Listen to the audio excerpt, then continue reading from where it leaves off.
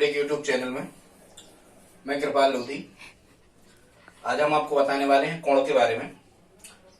दोस्तों, आप किसी भी प्रकार के कॉम्पिटिटिव एग्जाम को यदि देने जाते हो, चाहे वो किसी स्टेट लेवल का हो या इंटरनेशनल लेवल का हो या नेशनल लेवल का हो, हालांकि इंटरनेशनल लेवल का नहीं, तो वहां यदि उसमें मैथ्स आना है या रीजनिंग आना है तो कोण से संबंधित प्रश्न आते हैं, बिल्कुल निश्चित, ये बात तय है। आज हम आपको कोण के बारे में शुरुआती जानकारी देना चाहते हैं। लगभग 30 मिनट का ये हमारा वीडियो होगा। इसके बाद हम कोण पर एक दो वीडियो और अपलोड कर देंगे। यदि आप हमारे चैनल पर पहली बार विजिट कर रहे हैं तो प्लीज सब्सक्राइब कर लें, लाइक शेयर भी कर लें। यदि आप इस वीडियो में हमारे साथ अंत तक बने रहते हैं तो निश्चित रूप से आप कोण से आने वाले लगभग सभी प्रश्नों को बड़ी आसानी से हल कर पा रहे होंगे। यहाँ चूंकि देखो बहुत टाइम लगता है, यहाँ हमने जितना संभव था उतना बताने का प्रयास किया है। दूसरी वीडियो में, तीसरी वीडियो में ला करके हम कोण का कॉन्सेप्ट पूरा क्लियर कर देंगे। हालांकि यहाँ हमने कोण का प्रारंभ से ही लिया है। सबसे पहले तो कोण निकालने की 3 पद्धतियां होती हैं। कोण जैसा कि आप जानते हो, कोण का एसआई मात्रक होता है रेडियन, ठीक है। घन कोण का स्टेरेडियन और कोण का क्या होता है, एसआई मात्रक होता है रेडियन। और कोण जनरली कहलाता क्या है कि यदि दो रेखाएं जिनका प्रतिच्छेद बिंदु एक ही हो तो वहां जो आकृति बनती है वो कोण होता है, ये कोण कहलाता है। और सामान्यतः कोण को मापने की 3 पद्धतियां होती है। कितनी? 3 पद्धतियां। पहली जो पद्धति होती है इसे हम कहते हैं साष्टिक पद्धति, या अंग्रेजी पद्धति भी ये कहलाती है। इसमें साष्टिक पद्धति में कोण को मापा जाता है अंश में, या उसी को इंग्लिश में हम डिग्री कहते हैं। इसमें क्या होता है, समकोण को 90 बराबर भागों में बांटा जाता है और प्रत्येक भाग को क्या कहते हैं, अंश कहते हैं। आगे हम बढ़ते हैं तो यहां लिखा है वृत्तीय पद्धति। वृत्तीय पद्धति में कोण का एसआई मात्रक, हालांकि वृत्तीय पद्धति में मात्रक होता है रेडियन, और आपको पता होगा कोण का एसआई मात्रक भी रेडियन होता है। वो कभी कभी एग्जामिनर केवल इतना पूछ लेता है पाई रेडियन का मान कितना होता है, तो यदि हम इस प्रकार से लिखते हैं, आरडी लिख देते हैं, पाई रेडियन का मान होता है 180 डिग्री, या फिर आप इसको कहते हैं 180 अंश, ठीक है। आगे देखते हैं कोण मापन की जो तीसरी पद्धति होती है उसे हम कहते हैं शतक पद्धति, या इसको फ्रांसीसी पद्धति भी कहते हैं। इसमें कोण मापा जाता है ग्रेड में। इसमें क्या होता है, समकोण को 100 बराबर भागों में बांटा जाता है और प्रत्येक भाग को ग्रेड कहते हैं। और एक समकोण में कितने ग्रेड होते हैं, 100। याद कर लेना, कभी आपसे पूछा जाए कि एक समकोण में कितने ग्रेड होते हैं तो 100 ग्रेड होते हैं, और एक ग्रेड में 100 मिनट होते हैं, ठीक है स्टूडेंट्स।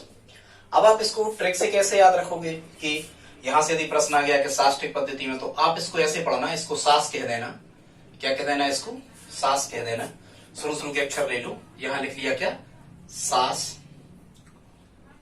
इसको सा मान लो, सास, और इसको बा मान लो, सास बरे, सास बरे। और यहां क्या लिखा है, शतक या फ्रांसीसी, 7 बरे 100 फंसे, ठीक है। शतक से हो जाएगा 100, फ्रांसीसी हो जाएगा फंसे, 7 बरे 100 फंसे। ऐसे आप यहां से याद कर सकते हो। अब हमने यहां से आपको प्रश्न आते हैं। हमने देखा है हर एग्जाम में यहां से प्रश्न आते हैं कोण से। और वो प्रश्न कैसे होते हैं कि यदि उन्हें डिग्री में मान दे दिया तो कहेंगे ग्रेड में बदलो, ग्रेड में दे दिया तो डिग्री में बदलो, या डिग्री में दे दिया तो रेडियन बदलो, रेडियन में दे दिया तो डिग्री में। यहाँ डी का मतलब है डिग्री, जी मतलब है ग्रेड, और आर मतलब है रेडियन। तो इनमें संबंध क्या होता है, इसको आप समझ लो। ये होता है स्टूडेंट्स D/90 बराबर G/100 बराबर 2R/पाई। ये इनमें संबंध होता है।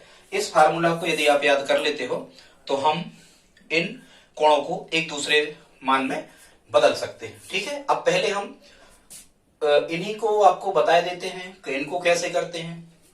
देखो, जैसे मान के चलो, हाँ, यही प्रश्न लिखे हैं। सबसे पहले तो इनको देख लो। कह रहे हैं, जैसे चौथा क्वेश्चन है, इसको हम देखते हैं, यहां से प्रारंभ करते हैं, फिर हम एक एक करके सब आपको बताते जाएंगे। प्रश्न हम सॉल्व कर रहे हैं क्वेश्चन नंबर 4 को। कह रहे हैं 30 अंश को रेडियन में बदलो। हमें 30 अंश को काय में बदलना है, 30 अंश को बदलना है रेडियन में। और रेडियन मतलब क्या होता है, रेडियन मतलब हमें पाई के फॉर्मेट में बदलना है। काय की पाई के फॉर्मेट में बदलना है। यहाँ जो आपको ऑप्शन होगा वो पाई के फॉर्मेट में होगा स्टूडेंट्स। तो ध्यान रखो, जब हमें कभी भी अंश को रेडियन में बदलना है तो एक तरीका तो यहां से भी हम बदल सकते हैं। देखो d/90 बराबर 2r/पाई, यहां से बदल सकते हैं क्योंकि ये काय में हमें दे दिया, ये हमें दे दिया डिग्री मतलब अंश में, ठीक। और जनरली नहीं तो फिर ऐसा होता है जैसा अपन जानते हैं, अपन क्या जानते हैं कि पाई रेडियन का मान कितना होता है स्टूडेंट्स, पाई रेडियन का मान होता है 180 अंश। अब यदि 30 अंश लिखा है, इस 30 अंश को हमें बदलना है काय में, पाई के फॉर्मेट में, तो हम क्या कर देते हैं इसमें, इसको हम पाई/180 से गुणा कर देते हैं। कितने से? पाई/180 से गुणा। हमेशा आप याद रखो, यदि आप भाई हमें पाई के फॉर्मेट में चाहिए है, यदि 30 अंश को अपन रेडियन में बदल रहे होंगे तो पाई/180 से गुणा कर देंगे। करो 30 अंश गुणा पाई/180, तो यहाँ चूंकि देखो पाई और 180 ये तो एक ही बात है, मतलब हमने संख्या में एक का गुणा किया, मैंने कुछ नहीं किया। तो जब आप इसको काट रहे होगे तो 0 से 0 कट गया होगा, 3 एकम 3, 3 छंग 18, मतलब यहाँ कितना आ रहा होगा पाई/6। कितना आ रहा होगा? पाई/6। और ये हमारा आंसर होगा, मतलब पाई/6 ये काय में निकल आया, ये निकल आया अपना रेडियन में, ठीक है। तो इसका आंसर क्या बनेगा? पाई/6 रेडियन, या जनरली आरडी इसको हम इस टाइप से लिख देते हैं, ठीक है, या रेडियन लिख देते हैं। समझ गए? यदि हम उस फार्मूला से बदलें, तो वो फार्मूला क्या था, उसमें हमें याद रखना है। देखो 30 अंश को मतलब 30 डिग्री को रेडियन बदलना है, तो डी का मान कितना दे दिया हमें? डी का मान दे दिया 30, और आर की वैल्यू हमें क्या करना? फाइंड करना। तो यहां जो फार्मूला लिखा है इसमें आप रखो ये d/90 बराबर क्या होता है? ये होता है 2r/पाई। डी की जगह कितना रखो? आप यहाँ 30 रखोगे तो यह आ जाएगा 30/90 बराबर लिखोगे आप 2r/पाई।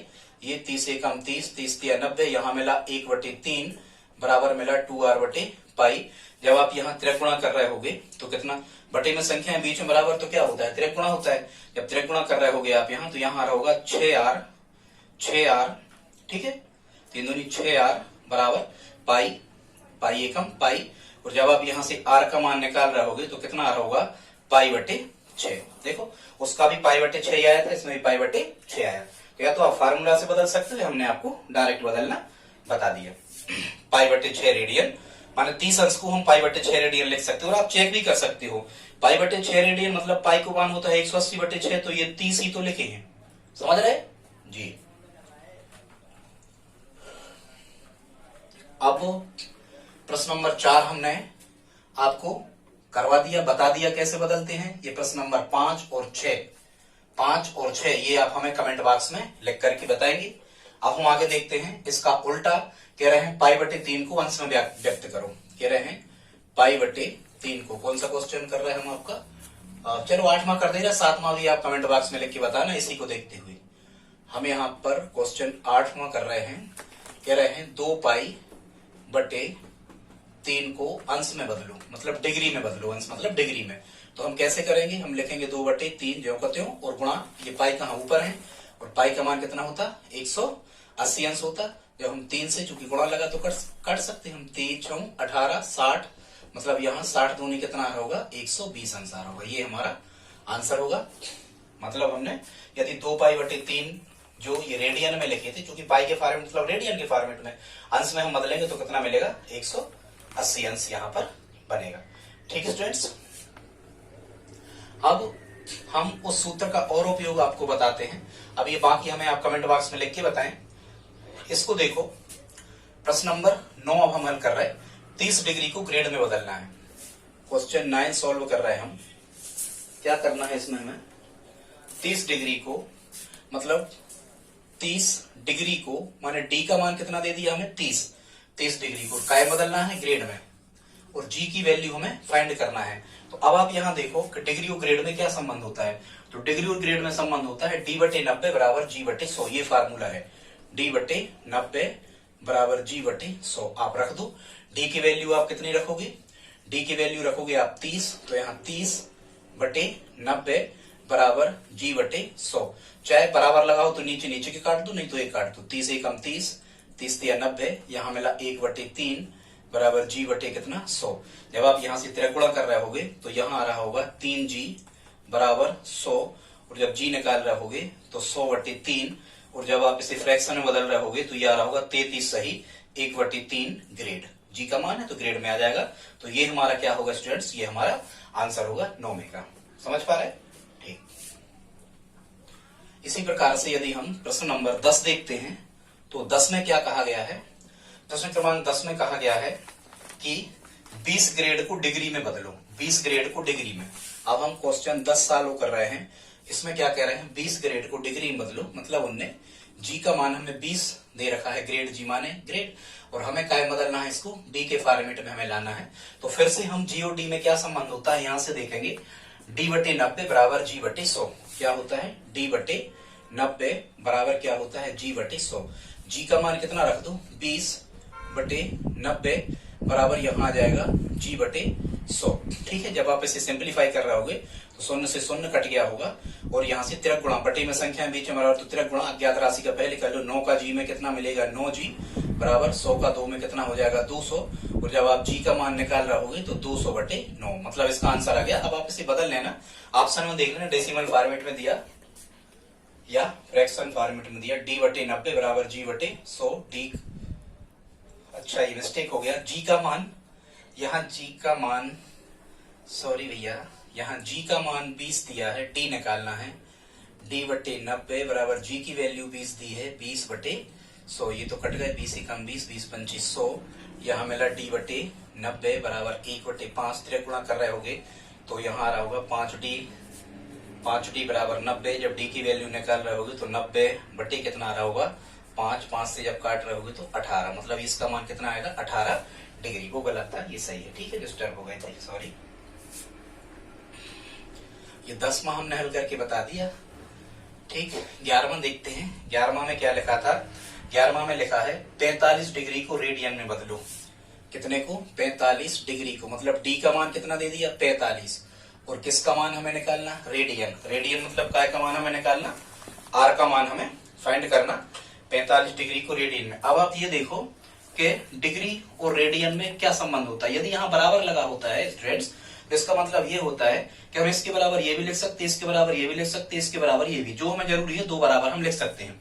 तो यहाँ डी का मान 45 हमें दिया है, और किस काय में बदलना है, रेडियन में हमें बदलना है। तो हम कैसे बदलेंगे, डी का मान दिया है 45, तो हमारे पास सूत्र है डी बटे 90 का मान बराबर होता है 2r बटे पाई के। तो डी की जगह रखेंगे कितने, 45 बटे 90 बराबर 2r बटे पाई। 45 एकम 45, 45 दूनी 90, यहाँ मिला 1 बटे 2 बराबर मिलेगा 2r बटे पाई। त्रिगुणा करोगे तो यहाँ कितना मिल जाएगा, 4r बराबर पाई एकम पाई। जब आप यहाँ से रेडियन का मान निकाल रहे होगे तो कितना आ जाएगा, पाई बटे 4। ठीक है, मतलब ये पाई बटे 4 रेडियन में हमें मिल गया।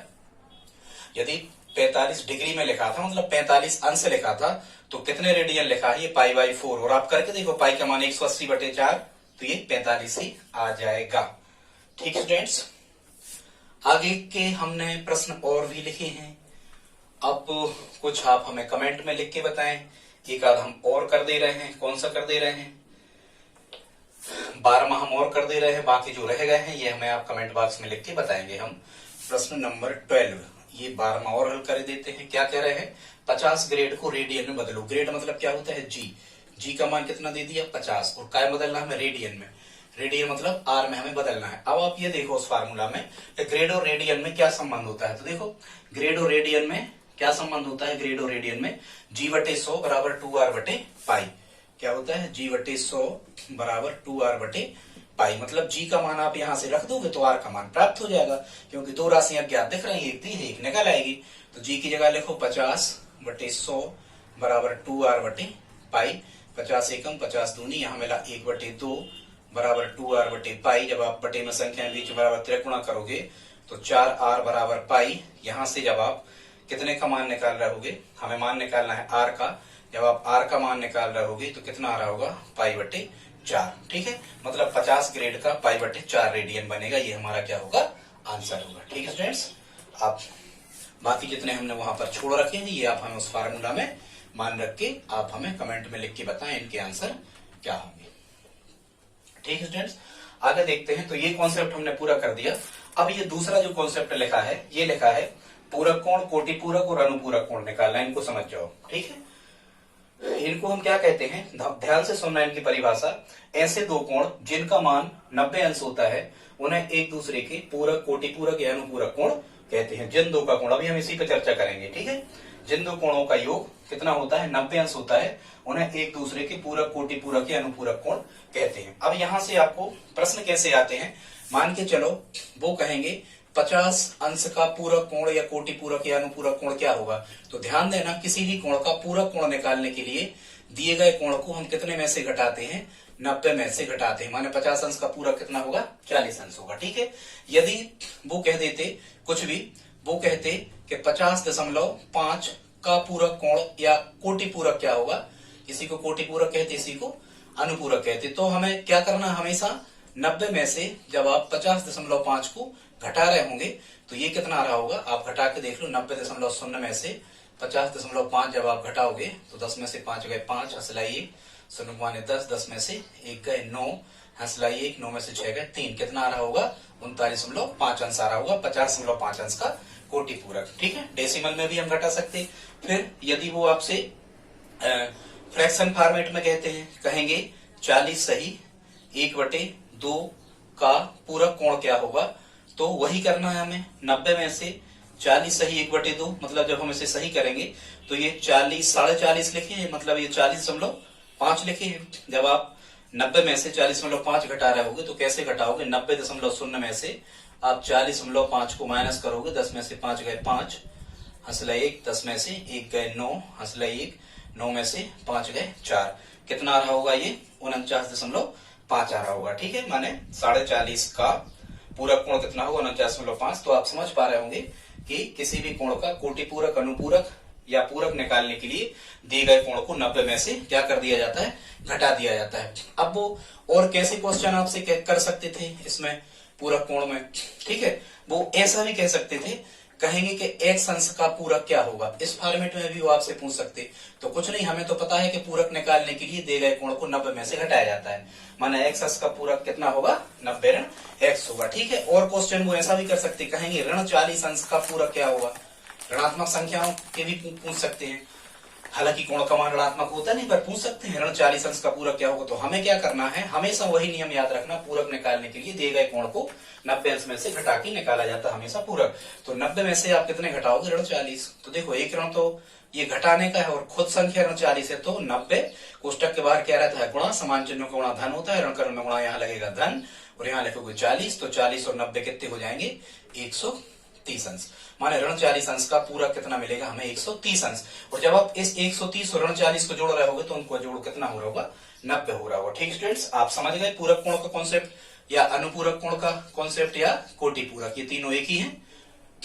90 में से घटा करके किसी भी कोण का पूरक कोण निकाला जाता है। और इसका डायग्राम कैसा बनता है, इसका डायग्राम ऐसा बनता है इस टाइप से। यदि यहां मान के चलो उन्होंने कितना लिख दिया, 30 लिख दिया, और पूरक की चर्चा हो रही है। यदि वो कह देंगे कुछ भी कि ओ एक्स वाई, कहेंगे कि कोण ओ एक्स वाई की वैल्यू कितनी है, 90 है, तो यहां कुछ भी लिख देंगे, कहेंगे एक्स अंश का मान क्या होगा। तो या फिर वो कहेंगे कि एक्स अंश क्या कहलाएगा। तो चूंकि इस पूरे का मान 90 है और 90 में से हमने 30 घटा के ये निकाला है, 60 निकाला है, तो 60 का पूरक 30 कहलाएगा, 30 का पूरक क्या कहलाएगा, 60 कहलाएगा। ये कॉन्सेप्ट चलता है। अब केवल इतने ही प्रश्न नहीं आते, यहाँ इबारती प्रश्न भी आते हैं पूरक कोण के। चलो उनको हम बाद में बता देते हैं, पहले अभी हम देख लेते हैं अगला कॉन्सेप्ट हमने जो लिखा है, संपूरक कोण निकालना। इसी को परिपूरक कहते हैं, इसी को क्या कहते हैं, रेजोपूरक। तो इनकी परिभाषा स्टूडेंट्स याद रखो। इनकी परिभाषा क्या होती है, ऐसे दो कोण जिनका योग 180 अंश होता है उन्हें एक दूसरे के संपूरक, परिपूरक या रेजोपूरक कहते हैं। और ये कैसे निकाले जाते हैं, ध्यान रखो।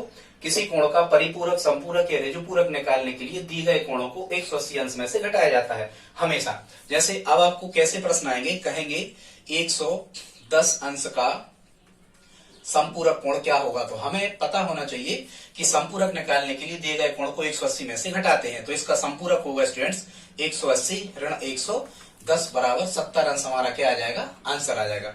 और कह सकते वो कहेंगे ऋणात्मक में पूछ सकते, कहेंगे ऋण 80 अंश का परिपूरक कोण क्या होगा।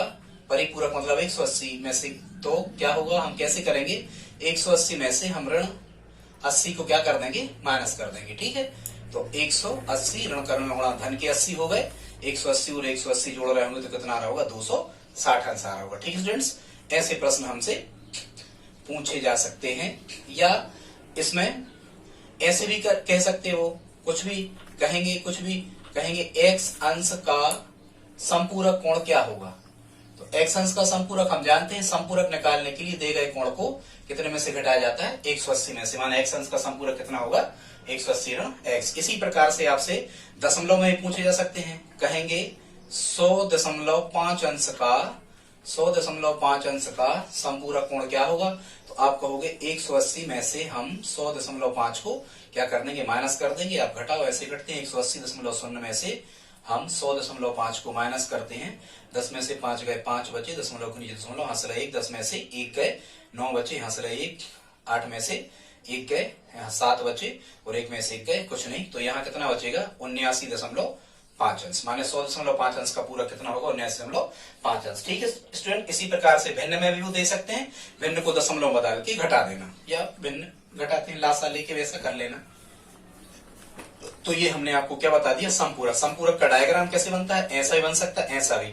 ठीक है, ये यदि यहाँ उन्होंने 70 लिख दिया है तो ये कितना निकलेगा, 110, और 70 का ये संपूरक कहलाएगा, 110 का संपूरक 70 कहलाएगा। ठीक है, तो ये कौन से चित्र बने हैं, संपूरक के। हालांकि ये सरल रेखा में बने कोण या रेखे के कोण बने कोण भी कहलाते हैं। इनका योग कितना होता है, 180 अंश होता है। यहाँ भी बन सकते, यहाँ बन जाएगा यहाँ, तो ये एक दूसरे के क्या कहलाते हैं, संपूरक कोण कहलाते हैं। आगे देखते हैं, अब हमने यहाँ बताने का प्रयास किया है संपूरक, परिपूरक या ऋजुपूरक आप सीख गए।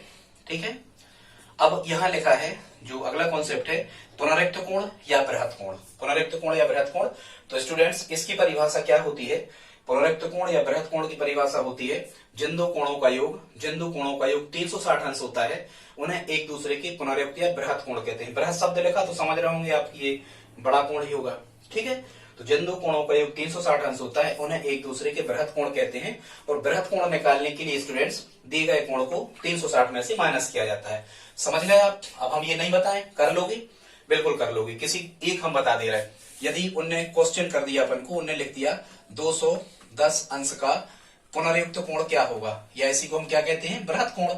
उन्हें कह दिया 210 अंश का, तो हम जानते हैं बृहत् कोण निकालने के लिए दिए गए कोण को 360 में से घटाते हैं। जब 360 में से आप 120 को घटा रहे होगे तो यहाँ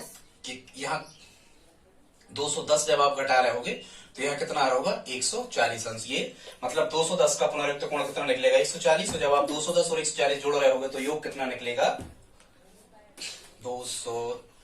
अरे भैया जल्दी के चक्कर में 360 में से कितना घटाना है, 210, 0 5 1, तो 300 मतलब 210 का पुनरुक्त कितना निकलेगा, 150। ठीक है, सुधार लेना।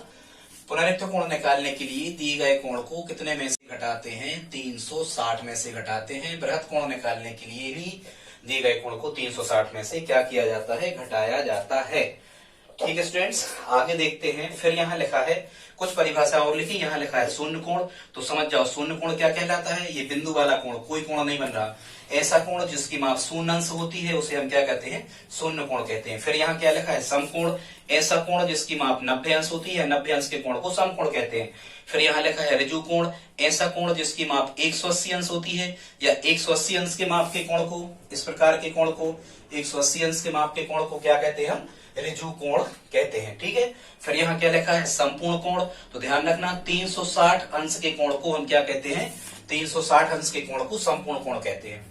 संपूर्ण कोण जैसा अपन कहते हैं संपूर्ण वृत्त की अंश माप 360 अंश होती है, तो संपूर्ण कोण 360। समझ गए आप।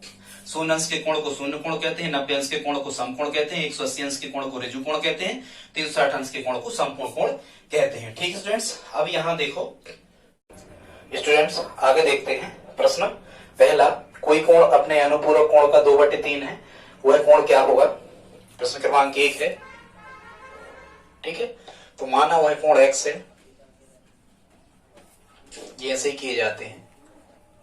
माना वह कोण x है तो इसका अनुपूरक भी निकालना पड़ेगा, और आप जानते हो किसी कोण का अनुपूरक निकालने के लिए दिए गए कोण को 90 में से घटाया जाता है, तो उसका अनुपूरक कितना हो गया, 90 ऋण x। अब हम बनाएंगे समीकरण। प्रश्नानुसार समीकरण बनाने पर जब हम इसका समीकरण बना रहे होंगे, ये भारतीय सवाल है, जब इसका समीकरण बना रहे होंगे तो कह रहे कोई कोण अपने अनुपूरक कोण का 2/3 है, का माने गुणा, और ये 2/3 किसके पास लिखा है? अनुपूरक के। मतलब समीकरण ऐसा बनेगा, एक तरफ लिखेंगे ये कोण और एक तरफ लिखेंगे हम अनुपूरक, और अनुपूरक के पास लिखेंगे हम 2/3। जब इसके बटे एक कर देंगे, 3 का मान है, बटे में संख्या तो त्रिगुणा हो जाएगा, ये मिलेगा 3x बराबर 2 का 90 में गुणा होगा तो 180, 2 का ऋण x में होगा तो ऋण 2x, 3x 2x इस तरफ आ रहे होंगे तो धन के हो रहे होंगे बराबर 180, 3x और 2x 5x हो रहे होंगे बराबर 180। जब x की वैल्यू फाइंड कर रहे होंगे तो 180 बटे जो गुणा में है तो भाग में आ रहे होंगे, 5 से जब हम काट रहे होंगे तो 5 3 15 बचे, यहाँ पर 3 30 हो गए, 5 चौका 30, x की वैल्यू कितनी आ गई? 36 अंश आ गई। मतलब ये यदि वो क्या कह रहे थे इसमें, कह रहे थे वह कोण क्या है, तो वह कोण तो निकल है अपने कितना 36 अंश, ये आ गया अपना 36 अंश। यदि इसके अनुपूरक की चर्चा कर रहे होते तो इसका अनुपूरक कितना था? 90 ऋण x, चेक कर लेते हैं तो 90 ऋण 36, 90 में से जब 36 आप घटा रहे होते तो यहाँ कितना आ रहा होता? 54 आ रहा होता। ठीक है, और आप 54 से चेक करो, क्या 54 का 2/3 चेक हम कर रहे हैं, तो क्या 54 का 2/3 36 होगा? हाँ होगा, 3 से 18 बार कट गए और 18 दूनी 36, मतलब ये हमने सही कर लिया। तो यदि पूछ रहे होते वह कोण क्या है तो 36 अंश है, उस कोण का अनुपूरक कोण क्या है तो 54 होगा। जो भी एग्जामिनर ने पूछा है आप इसको कर सकते हो। ठीक है स्टूडेंट्स, आगे देखते हैं।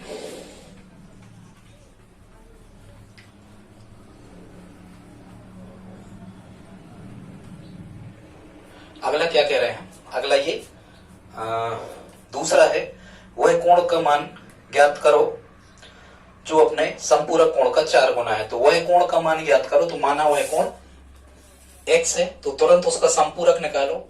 तो इसका जब हम संपूरक निकाल रहे होंगे तो अभी हमने आपको बताया था संपूरक निकालने के लिए दिए गए कोण को 180 में से घटाते हैं तो उसका संपूरक कितना आता है? 180 ऋण x। अब क्या कह रहे हैं, दूसरा सोल्व कर रहे थे, वह कोण ज्ञात करो जो अपने संपूरक कोण का 4 गुना है। कितना है? 4 गुना है। अब ये 4 गुना शब्द काय के पास लिखा? संपूरक के, मतलब 4 का गुणा संपूरक नहीं होगा। ठीक है, तो वह कोण बराबर लिख देंगे 4 गुणा संपूरक हो। संपूरक कितना था? 180 ऋण x। जब ऐसे सिंप्लीफाई कर रहे होंगे तो x बराबर आ रहा होगा कितना? 18 चौको 72, यहाँ मिलेगा 720 अंश और ऋण कितना? 4x। जब पक्षांतरण करेंगे x x एक तरफ तो ये ऋण के थे, इस तरफ आके धन के हो गए बराबर 720, 5x बराबर 720, x बराबर आ जाएगा 720 बटे 5। आप इसे हल कर लेना, जो भी आएगा वो इसका आंसर होगा। ठीक है,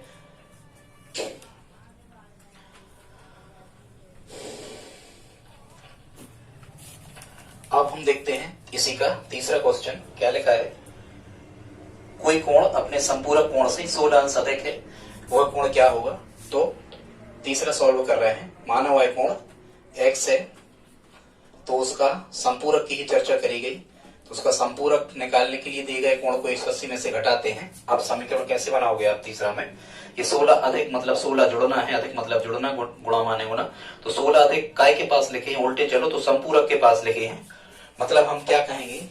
x बराबर 180 ऋण x, ये संपूरक लिख दिया हमने, उस संपूरक के पास 16 अधिक लिखे थे तो इसमें 16 हमने जोड़ दी। तो x वो x इस तरफ आए, धन के हो गए 180 और 16 6 8 और 1 9 होगा 196।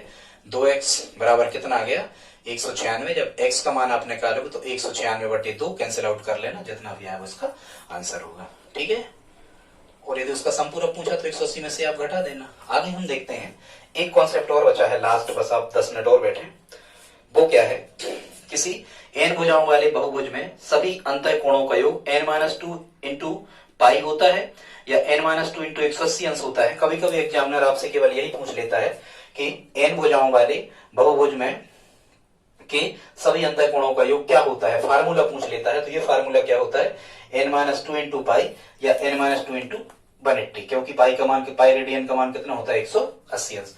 ये कॉन्सेप्ट कौन सा है आप इसको समझो। जैसे अपन जानते हैं, अपन लिखते हैं कि त्रिभुज के तीनों अंतः कोणों का योग कितना होता है? 360 अंश, 180 अंश।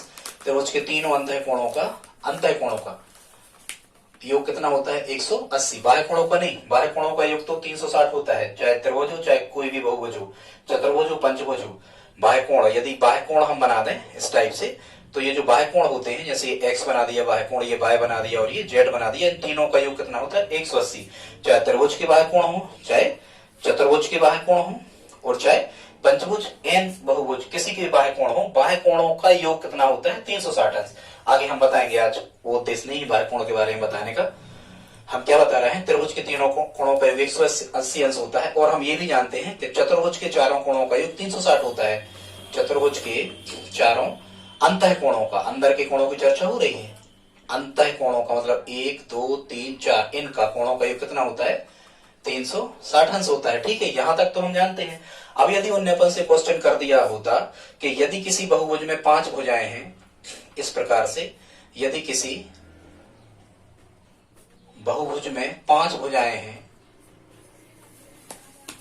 तो इसके सभी अंतः कोणों का योग क्या होगा, तो इसके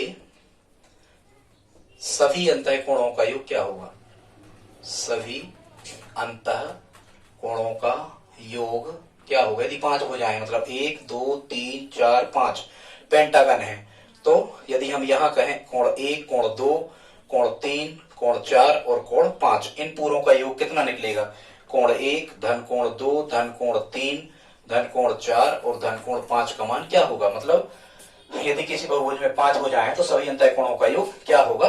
तो इस प्रकार के प्रश्नों को हल करने के लिए आप इस फार्मूला का उपयोग करेंगे जो हमने आपको बताया है। और वो क्या बताया है, किसी n भुजाओं वाले बहुभुज में सभी अंतः कोणों का मान कितना होता है n-2 इंटू 180। जहां ये जो n लिखा है ये उस बहुभुज में भुजाएं हैं, भुजाओं की संख्या को n कहते हैं। तो अब इसमें कितनी भुजाएं हैं, 5 भुजाएं हैं, तो यहाँ n का मान कितना हो गया 5। तो यहाँ हम लिखेंगे इनकी जगह 5 5 ऋण 2 गुणा 180। पहले कोष्टक हल करते हैं, 5 में से 2 गए 3 गुणा 180, 18 3 54 540 अंश होगा।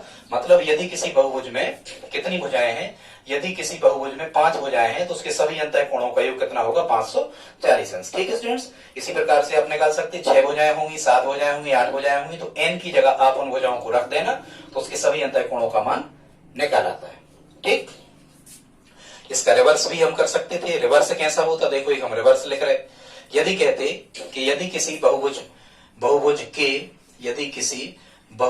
के सभी अंतः कोणों का योग 540 अंश है, यदि किसी बहुभुज के सभी अंतः कोणों का योग, किसी बहुभुज के सभी अंतः कोणों का योग 540 अंश है, तो उसमें कितनी भुजाएं हैं, तो उसमें कितनी भुजाएं हैं। रिवर्स भी हम कर सकते हैं। ठीक है, अब यहाँ आपको ऑप्शन लिखे होते उसमें भुजाओं की संख्या, यहाँ लिखा होता क्या, ए ऑप्शन लिखा होता 4 भुजाएं हैं, बी ऑप्शन लिखा होता 5, सी कुछ भी ऐसे लिखे होते। तो हमें पता है किसी बहुभुज में सभी अंतः कोणों का योग 540 है, और हमें पता है कि किसी बहुभुज में सभी अंतः कोणों का योग होता है n-2 इंटू 180। ठीक है, और ये कितना दे दिया 540। तो हम रख के देखेंगे, इसमें n की जगह कितना रखेंगे 4 4 ऋण 2 गुणा 180, 4 में से 2 गए 2 बचे 180 दूनी 360, 360 540 बराबर नहीं है। अब हम दूसरा ऑप्शन रखते 5 रख के देखते हैं n की जगह। जब आप यहाँ 5 रख रहे होते तो n की जगह 5 ऋण 2 इंटू 180, तो 5 में से 2 गए 3 गुणा 180, 18 3 54, ये 540 अंश आ रहा है और यहाँ भी 540, क्योंकि दोनों पक्ष कैसे आ रहे बराबर आ रहे। मतलब हम ये कहते हैं कि यदि किसी बहुभुज की सभी अंतः कोणों का योग 540 है तो उसमें कितनी भुजाएं होंगी, हमने 5 रखा है। जब ये दोनों पक्ष बराबर है माने हम क्या कहेंगे ऑप्शन में 5 इसका सही उत्तर होगा। ठीक है स्टूडेंट्स, आगे देखते हैं। बस एक थोड़ा सा कॉन्सेप्ट और बचा है, 5 मिनट और लग रहे हैं। तो इस प्रकार से यदि वो ये कह देते कि किसी बहुभुज में 10 भुजाएं हैं, उसके सभी अंतः कोणों का योग कितना है, तो भाई त्रिभुज चतुर्भुज का तो अच्छा, और यदि सूत्र भूल जाओ तो त्रिभुज का चतुर्भुज का हमें पता होता तो उसकी जगह n का मान रख के आप चेक कर लेना। यदि कह रहे होते कि 10 भुजाएं हैं, कितनी भुजाएं हैं 10 भुजाएं हैं कोई बहुभुज में, तो उसके सभी अंतः कोणों का योग क्या होगा, तो हम कहेंगे 10 है तो n बराबर 10। अब फार्मूला है n-2 इंटू 180। तो ठीक है, n की जगह कितना रखोगे 10 ऋण 2 गुणा 180, 1440। ठीक है, समझ गए 18 ठीक 24।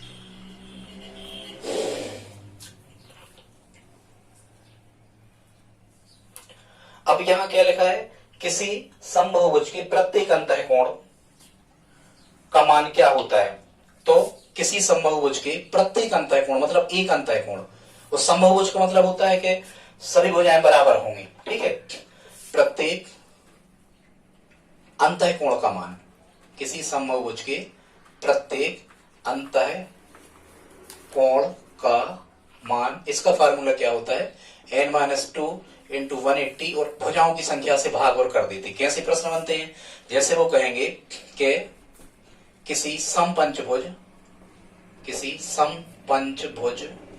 के प्रत्येक अंतः कोण का मान क्या होगा, किसी समपंचभुज के प्रत्येक अंतः कोण का मान क्या होगा, मतलब 1 2 3 4 5। तो इस एक कोण का मान पूछ रहे हैं, किसका, एक का, और ये सब कैसे मान के चलो बराबर है, ठीक है, एक कोण का मान वो पूछ रहे हैं। तो पंचभुज लिखा है तो n का मान कितना होगा, 5 होगा, हम यहां रख सकते हैं, कितना मिलेगा, n-2 मतलब 5 ऋण, यहां रखोगे आप कितना, 5 ऋण 2 गुणा 180 और बटे n की जगह कितना, 5 में से 2 गए, कितना बचा, 3 गुणा 180 बटे 5, कैंसिल आउट कर लो, ठीक है, कैसे करोगे, 5 3 15 बचे कितने, 3 30 हो गए, 5 छक्का 30, कितना मिलेगा, 36 गुणा 3 108 होगा, 30 18 के 28 3 3 9 10, मतलब समपंचभुज की प्रत्येक अंतः कोण का मान कितना होगा, 108 अंश। इसी प्रकार से समषष्ठभुज, समदशभुज आप सब निकाल सकते हैं, ठीक है। प्रत्येक अंतः कोण का मान भी यदि दे दिया जाए तो रिवर्स करोगे तो आप उसमें कितनी भुजाएं हैं ये भी प्राप्त कर सकते हो, ठीक है स्टूडेंट्स। ये हमारा कोण का पहला वीडियो था, आप सब्सक्राइब कर दें, लाइक तो कर ही दें, अन्य वीडियो देखने के लिए आप तैयार रहें, धन्यवाद।